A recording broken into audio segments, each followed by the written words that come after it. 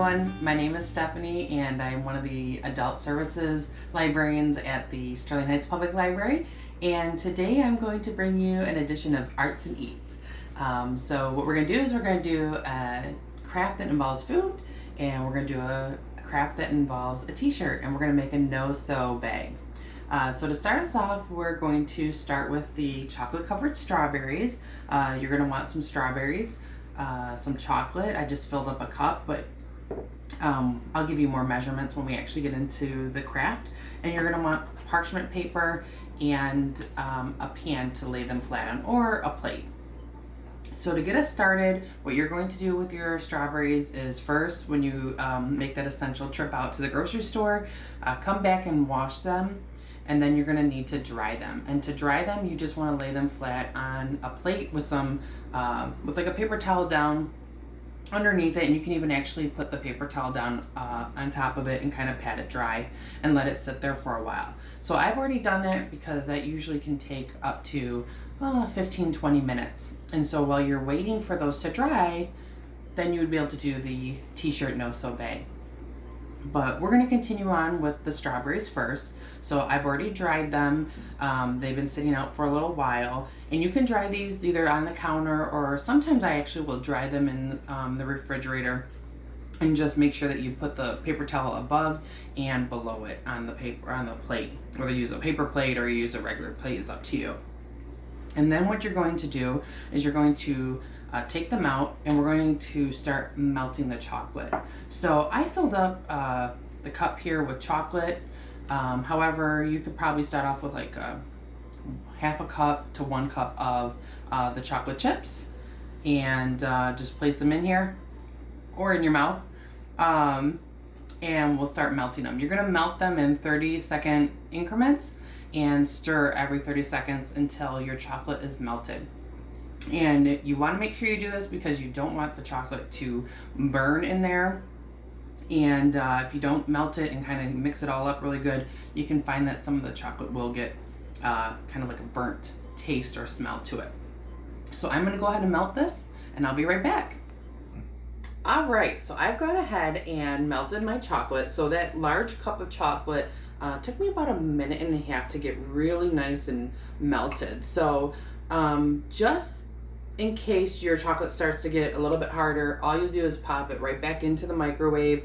Like I said, 30-second intervals, but you can even do 15 as the chocolate starts to get less and less, and you can kind of just keep making sure you're mixing it really good.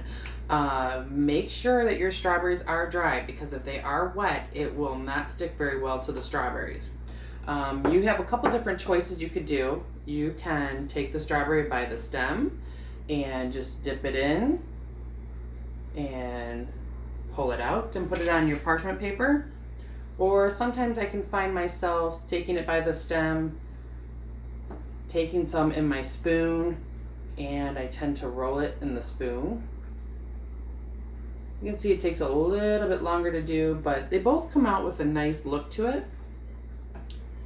Again, it's very imperative that you have dry strawberries. Otherwise, what I find happening is it clumps up, and I tend to have that happen often because I am very impatient when it comes to chocolate covered strawberries, because I want them now, and I don't tend to wait for the chocolate even to dry after I make them. I will say, if you do have a picky eater at home who normally won't eat their fruits, this is the one way my husband will actually eat strawberries, and the only way he eats strawberries is if they're covered with chocolate. So his motto is just make sure that you have some decent chocolate chips. You don't want to go with like a cheap brand, but if it's all you have in the house and you like that, then by all means go with it. The nice thing about this is once I've covered them in chocolate, all I have to do is place it on the parchment paper and let it dry. Now you can let it dry on the parchment paper anywhere from like 10 minutes or so. You'll definitely see a difference that the chocolate has hardened, and you could do this sitting out, or you could do this in the fridge as well. So either or. And then once they're actually done, they don't have to stay in the fridge. They can stay room temperature. they probably wouldn't even last long enough for them to go bad, because they are delicious and they're my favorite way of eating strawberries as well. So this was the take on the chocolate covered strawberries. I'm gonna go ahead and do these off camera, and we're gonna go to the craft. So I'll be back in a moment. All right, well, we're back now to the craft portion of today's video. And what you're going to need is a t-shirt, really anything that you like or don't like that you're ready to get rid of, pair of scissors. Fabric scissors would be the best, but really any pair of scissors works. And then your optional bowl to cut around the top for our sleeves, to make the actual carrier part of the bag. But you don't need the bowl. I'm gonna probably hand do it, but that is an option. So we're going to start here with the t-shirt, and I'm going to start by cutting off the sleeves. And I like to cut one side at a time, only because I don't want to get into the seam there, and if I can't see that second side, I just have a feeling I might cut a little too far. And I'm going to cut the one side and come around and cut the other side here. But just know that you can cut both at the same time. I'm not going to fix the cut when I'm doing it now. I'll do that off camera, just because that's going to take some time. You can see the cut's not perfect, but I'm going to get as close to the seam as I can before I finish the bag completely. And so here, again, just cutting the sleeve off and throwing that to the side, and then coming over to the other sleeve. If I had a really good pair of fabric scissors, it might be a little bit better for cutting both sides at the same time. Like I said, I just get nervous about cutting that seam. Not that it would really matter, but again, it would just possibly fray the t-shirt a little bit more, especially if I get some decent use out of it, or if I decide I need to wash it for any reason. All right, so I've gone ahead and cut off both the sleeves. Now what I would do is I'm going to cut the top portion here. You can use a bowl, however, because I have some writing here, I'm going to hand cut my top portion here.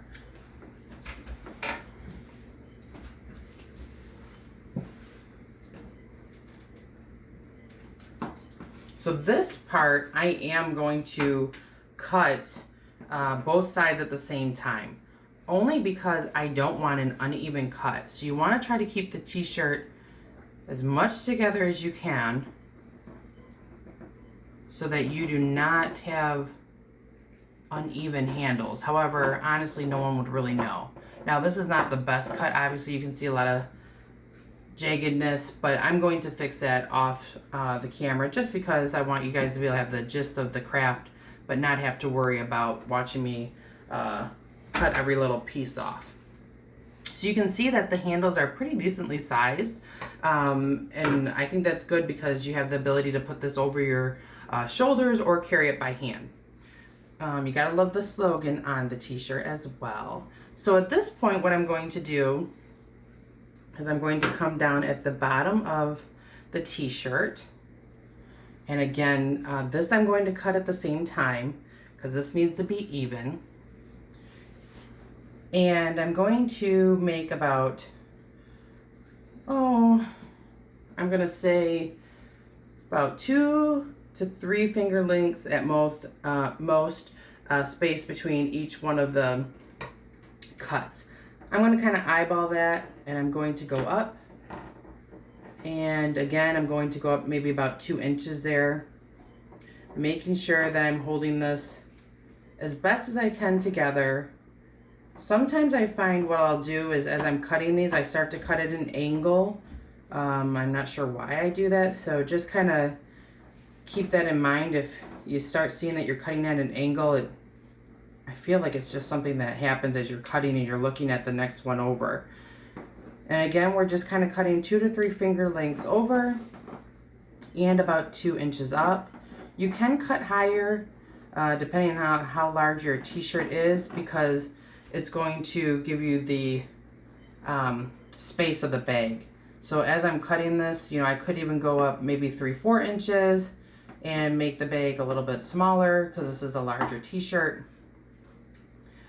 But I always would suggest cutting less to start off with, and then you can kind of cut more as you go, because you can't cut less if you've already cut more. All right, so at both end pieces here, you're going to make sure that you just cut it in the middle so that they're 2 separate pieces. And again at this end piece over here. All right, so now everything's cut, and what I'm going to do is, if you haven't already, you can turn your bag inside out, or your t-shirt inside out. And this is where we're going to start tying the pieces together. And I can actually see here, this one didn't cut all the way, so it's a good thing we turn that inside out. And you're going to take it and you're going to tie it in a knot. No special knot, but just tie that. And then again, you're going to tie it. I like to tie it in 2 to 3s, as much as the shirt can really handle. You can see there's enough there to even tie it again. You can definitely do that. It just gives it a little bit more sturdiness to the bag. And you're just going to continue those knots all the way through until you get to the other side. You're going to find that possibly the bag starts to form almost like a U shape at the bottom, and that's normal. That's kind of like what we want. And if you're carrying something like extremely small, you may see that there's just small little holes in the bag because we're not tying them together from loop to loop, but you can tie them together. So if you find that the bag holes are too big, just connect it to the one over and tie it.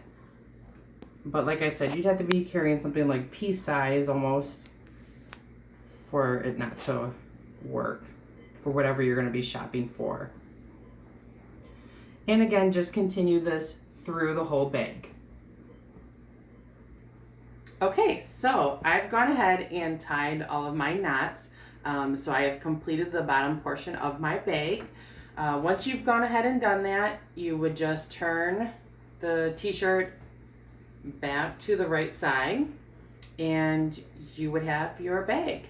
Last year I was using this at the farmer's market, so I was able to throw the things that I purchased into the bag. Every once in a while I do go to the grocery store for a quick run of vegetables or fruits, and I know that I could just throw that into here too. It is sturdy enough for that, and you could even use them when we return to the library for your books.